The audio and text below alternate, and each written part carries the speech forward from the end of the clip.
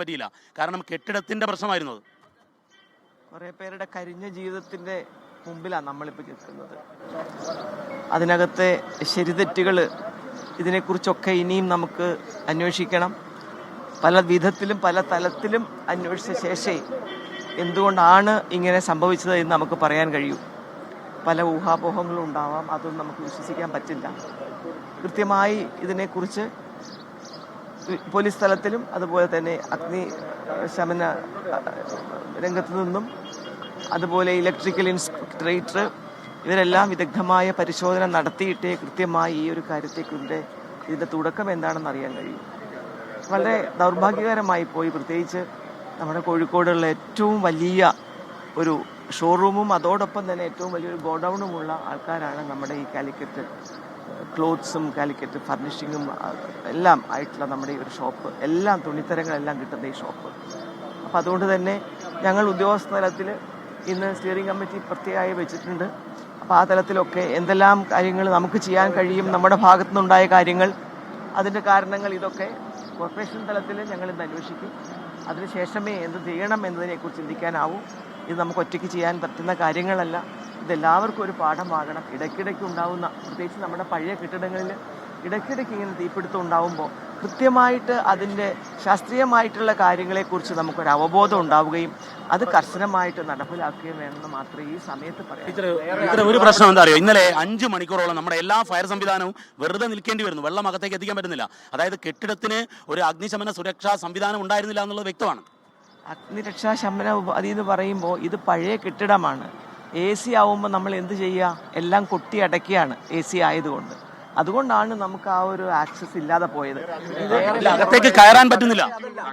തകര sheet കൊണ്ട് മൊത്തം conceal ചെയ്തു, മുകളിലേക്ക് പോകുന്നില്ല. അത് ഞാൻ പരിശോധിച്ചിട്ട് പറയാം. അനുമതിയോട് കൂടിയാണോ എന്നത് ഇന്നത്തെ ഞാൻ പറഞ്ഞതുപോലെ ഇന്നത്തെ സ്റ്റിയറിംഗ് കമ്മിറ്റിയിലെ എല്ലാ ഉദ്യോഗസ്ഥന്മാരും ചേർന്ന് ഒറ്റ കാര്യം, അതായത് ഇവിടുന്ന് നേരെ മേളിലോട്ട് നോക്കിയാൽ ഇതൊരു ഷെയ്ഡാണ്. ആ ഷെയ്ഡ് പോലും അടച്ചു കെട്ടി അത് അവരുടെ ഗോഡൌൺ ആക്കി. കോറിഡോർ അടച്ചു കെട്ടിരിക്കുന്നു, അവരുടെ വരാന്ത അടച്ചു കെട്ടിരിക്കുന്നു. അവർക്ക് അനുമതി കൊടുത്തതല്ല. അത് ഇതൊരു ഷെയ്ഡാണ്, ഇതൊരു നടവഴിയാണ്. ഇവിടുന്ന് അങ്ങോട്ടേക്കുള്ള ഒരു നടവഴിയാണ്, വരാന്തയാണ്. ആ വരാന്ത പോലും കെട്ടിയടച്ച് ഷീറ്റ് ഇട്ടിട്ട് അത് അവർ AC ആക്കി അവരുടെ ഗോഡൌൺ ആക്കി പ്രവർത്തിക്കുന്നു. ഇത് കോർപ്പറേഷൻ കണ്ടില്ലേ, അതോ കോർപ്പറേഷന്റെ അനുമതിയോടുകൂടി ചെയ്യുന്നതാണോ? അത് ഞാൻ പറഞ്ഞില്ലേ, ഞാനിപ്പോൾ ആയതാണ്. ഞങ്ങൾ വന്ന ശേഷം ഈ അനുമതി കൊടുത്തായിട്ട് ശ്രദ്ധയിൽപ്പെട്ടിട്ടില്ല. എന്തായാലും അത് പരിശോധിക്കും. അതുകൊണ്ടാണ് ഞാൻ പറഞ്ഞത് ഉദ്യോഗസ്ഥതലത്തിൽ ഒരു മീറ്റിംഗ് വിളിച്ചു ചേർത്ത് അവരോട് കൂടി ചോദിച്ചിട്ട് എന്താണ് ഇതിന്റെ കാരണം എന്നറിഞ്ഞ ശേഷമേ എനിക്ക് അതിനെക്കുറിച്ച് പ്രതികരിക്കാനായിട്ട് സാധിക്കും. കോർപ്പറേഷൻ ഇനി അടിയന്തരമായി എന്താ ചെയ്യാൻ പോകുന്നത്? കോർപ്പറേഷന്റെ ഉടമസ്ഥതയിലുള്ള കെട്ടിടമാണ്. സ്വാഭാവികമായും കോർപ്പറേഷന് വലിയ ഉത്തരവാദിത്തമുണ്ട്. എന്താണ് അടിയന്തരമായി കോർപ്പറേഷൻ ചെയ്യാൻ പോകുന്നത്? അടിയന്തരമായിട്ട് നന്നാക്കുക എന്നല്ലാതെ നമ്മുടെ മുമ്പിൽ മറ്റൊന്നുമില്ലല്ലോ ഈ കാര്യങ്ങളിൽ. ഇതിപ്പോൾ ഈ കോലത്തിലായി നിങ്ങൾ എല്ലാവരും കാണുന്നുണ്ട്. അതുകൊണ്ട് നമ്മുടെ കെട്ടിടമാണ്, നമുക്കത് ഇതേ രീതിയിൽ ഇടാൻ സാധിക്കില്ല. അതുകൊണ്ട് അതിനെക്കുറിച്ച് അന്വേഷിക്കുന്നതിന് മുൻപായിട്ട് ഇവിടെ തെളിവെടുപ്പും പഠനങ്ങളും ഒക്കെ നടന്ന ശേഷമേ നമുക്ക് എന്തെങ്കിലും ചെയ്യാൻ കഴിയൂ. ഫയർ ഓഡിറ്റിംഗ് ചെയ്യണം. തീർച്ചയായിട്ടും എല്ലാ കെട്ടിടത്തിലും ഫയർ ഓഡിറ്റിംഗ് ചെയ്യാനുള്ള ഒരു മുന്നറിയിപ്പ് കൂടിയാണ് വാസ്തവത്തിൽ ഇങ്ങനെ ഒരു സംഭവം. മേയർ, ഇത് പ്രത്യക്ഷത്തിൽ ഇതുപോലൊക്കെ നടന്നിട്ടും കോർപ്പറേഷന്റെ ഉദ്യോഗസ്ഥരോ ആരും കണ്ടില്ല എന്ന് പറയുന്നത് എങ്ങനെയാണ്? ഇങ്ങനെ ഒരു സാധനം ഈ ഷെയ്ഡ് ഒക്കെ കെട്ടിമറിച്ച് ഇതുപോലെ പൂർണ്ണമായിട്ടും കെട്ടി അടച്ചിട്ട് കോർപ്പറേഷന്റെ ആൾക്കാർ ഇതുവരെയും ശ്രദ്ധയിൽപ്പെട്ടില്ല. അത് എത്രയോ വർഷങ്ങളായി, അതായത് ടീച്ചർ മേയറായപ്പോ എന്നല്ല, എത്രയോ വർഷങ്ങളായി. നമ്മളൊക്കെ 10-25 വർഷമായിട്ട് ഇങ്ങനെ കാണുകയാണ്. മാത്രമല്ല 2 കെട്ടിടം തമ്മിൽ യോജിപ്പിച്ചു. ഇത് എന്റെ ശ്രദ്ധയിൽ പെട്ടിട്ടില്ല എന്ന് പറഞ്ഞതിന്റെ കാരണം അതാണ്. അതുകൊണ്ടാണ് ഉദ്യോഗസ്ഥ തലത്തിൽ ഇന്ന് മീറ്റിംഗ് വിളിക്കും. എന്തുകൊണ്ടാണ് അങ്ങനെ സംഭവിച്ചത് എന്നതിന്റെ കാര്യങ്ങൾ ചോദിച്ച ശേഷം എനിക്ക് പറയാൻ പറ്റും. ഉദ്യോഗസ്ഥ തലത്തിൽ വീഴ്ചയുണ്ട് എന്നുള്ള പ്രകടനമല്ലേ? കാരണം ഈ കെട്ടിടം കണ്ടാൽ അറിയാലോ ഉദ്യോഗസ്ഥ തലത്തിൽ വീഴ്ചയുണ്ടായി. അതിനുണ്ടായ സാഹചര്യം എന്താ നമ്മൾ പരിശോധിക്കും. എന്തുകൊണ്ടായിരിക്കും അങ്ങനെ ഒരു വീഴ്ച? ഇങ്ങനെ നിങ്ങൾ പറഞ്ഞതുപോലെ ക്ലിയറിംഗ് ആയി നിൽക്കുന്നുണ്ടെങ്കിൽ അതിന്റെ കാരണം അന്വേഷിക്കണം.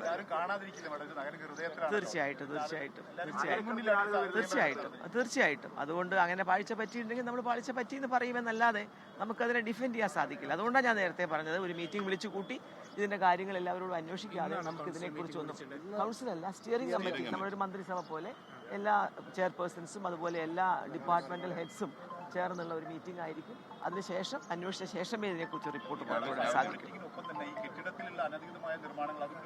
അല്ല, ഇത് നമ്മളെ കോഴിക്കോട് പല സ്ഥലത്തും നമ്മൾ കാണുന്നുണ്ട്. പക്ഷേ അത് നമ്മൾ നീക്കി ഇങ്ങോട്ട് പോരുമ്പോഴേക്കും അത് വീണ്ടും ചെയ്യണം. അവർക്ക് കൂടിയുള്ള ഒരു മുന്നറിയിപ്പായിട്ടാണ് എനിക്ക് തോന്നുന്നത്. ഇങ്ങനെയൊക്കെ ചെയ്യുമ്പോഴും ചെറിയൊരു കാര്യത്തിന് വേണ്ടി നമ്മൾ ഇങ്ങനെയുള്ള കാര്യങ്ങൾ ചെയ്യുമ്പോൾ അത് വലിയ വിപത്തിലേക്ക് നയിക്കും എന്നതിന് പ്രത്യക്ഷ ഉദാഹരണമാണിത്. അതുകൊണ്ട് നിശ്ചയമായിട്ടും എല്ലാ ഷോപ്പുകാരെയും വിളിച്ചുകൂട്ടി അവരുടെ മുമ്പിലും ഇതുപോലെ ഈ ചർച്ച വെച്ചുകൊണ്ട് എന്താണ് നമുക്ക് ചെയ്യാൻ പറ്റുക, ഫയർ എക്സ്റ്റിങ്വിഷേഴ്സ് ചെറിയ ഷോപ്പുകളിൽ വെക്കുന്ന കാര്യം, ഇതൊക്കെ നമുക്ക് നന്നായിട്ട് ചർച്ച ചെയ്യുകയും അത് നടപ്പിലാക്കുന്നു എന്നുള്ള ഉറപ്പുവരുത്തുകയും ചെയ്യേണ്ട ഉത്തരവാദിത്തം കോർപ്പറേഷനുണ്ട്. ഇത്തരത്തിലൊരു മിഠായി തെരുവ് ദുരന്തത്തിൽ നമ്മൾ കണ്ടതാണ്. ഇതുപോലെ തന്നെ എല്ലാ കടകളിലും ഇതുപോലെ അനധികൃതമായി കെട്ടിയടച്ചിട്ടുള്ളത് ഒഴിവാക്കുമെന്ന് അന്ന് പറഞ്ഞതാണ്. ആ മിഠായി തെരുവിൽ അതുപോലെ അന്ന് മുഴുവൻ സ്ഥലങ്ങളിലും പോയി പരിശോധന. പക്ഷേ ഇപ്പോഴവിടെ കയറി നോക്കിയാലും ചെറിയ സ്പേസ് പോലും അവർ കെട്ടിയടച്ച് അവരുടെ കച്ചവട സ്ഥാപനമാക്കി മാറ്റിയിരിക്കുകയാണ്. അപ്പൊ ഇതൊക്കെ തീരുമാനമെടുക്കും, പക്ഷേ പിന്നീടൊന്നും നടക്കാറില്ല. അതാണ് ഇവിടെ സംഭവം. നമുക്ക് നോക്കാം, അത്രേ എനിക്ക് പറയാൻ പറ്റൂ. നമ്മളിപ്പോൾ അവസാനം ഒരൊറ്റ കാര്യം, ഇതിൽ നടപടി ഉണ്ടാവും. അതായത് ഈ ഉദ്യോഗസ്ഥ വീഴ്ച ഉണ്ടായി എന്നുള്ളത് പ്രകടമാണ്. ഇന്നലെ 5 മണിക്കൂർ ഞങ്ങളെല്ലാം നോക്കി നിന്നതാണ്. കാരണം ഫയർ സംവിധാനം മൊത്തം വന്നു, എയർപോർട്ട് അതോറിറ്റിയിൽ നിന്ന് വന്നു. പക്ഷേ വെള്ളം ഉള്ളിലേക്ക് എത്തിക്കാൻ പറ്റുന്നില്ല, കാരണം കൺസീൽഡ് ആയിരുന്നു. എന്ന് മാത്രമല്ല മുകളിലേക്ക് കയറാൻ പറ്റുന്നില്ല, അത്തരം അവസ്ഥയായിരുന്നു. അപ്പോൾ ഉദ്യോഗസ്ഥ വീഴ്ചയുണ്ടായി, നടപടി ഉണ്ടാവും. ഉദ്യോഗസ്ഥ വീഴ്ചയുണ്ടെങ്കിൽ നിശ്ചയമായിട്ടും നടപടി ഉണ്ടാവുമല്ലോ, ഉണ്ടാവണമല്ലോ. ഉദ്യോഗസ്ഥർക്ക് മാത്രമായി ഇങ്ങനെ ഒരു തീരുമാനം എടുത്ത് കൊടുക്കാൻ പറ്റുമോ? അവരുടെ ജോലികൾ അവർ ചെയ്യണം എന്നുള്ളതാണല്ലോ അതിൻ്റെ വാസ്തവം. ഓരോരുത്തർ ചെയ്യേണ്ട ഉത്തരവാദിത്തം അവരവർ ചെയ്തിരിക്കണം. അതേ എനിക്ക് പറയാനുള്ളൂ ഇതിനെക്കുറിച്ച്. SKN വളരെ കൃത്യമായി തന്നെ മേയർ ഒരു കാര്യം പറയുകയാണ്, ഇതിൽ വീഴ്ച സംഭവിച്ചവർക്കെതിരെ നടപടി ഉണ്ടാകും, നടപടി ഉണ്ടാകണമല്ലോ എന്നുള്ളതാണ് SKN പറയുന്നത്. ഇതിൽ 2 കാര്യങ്ങൾ പ്രധാനമാണ്. നമ്മളെല്ലാം തന്നെ ഇന്നലെ കണ്ടതാണ്.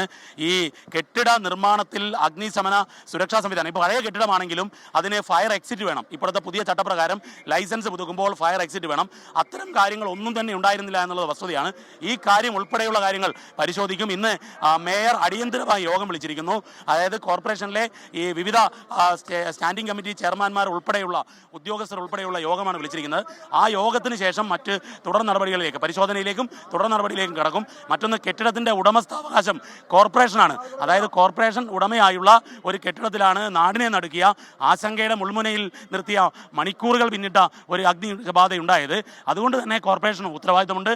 ആ ഉത്തരവാദിത്തം നിർവഹിക്കുന്നതിൽ അടിയന്തര നടപടിയിലേക്ക് കോർപ്പറേഷൻ കടക്കുമെന്നാണ് SKN മേയർ വ്യക്തമാക്കിയത്. Thank you Deepak തർമടം.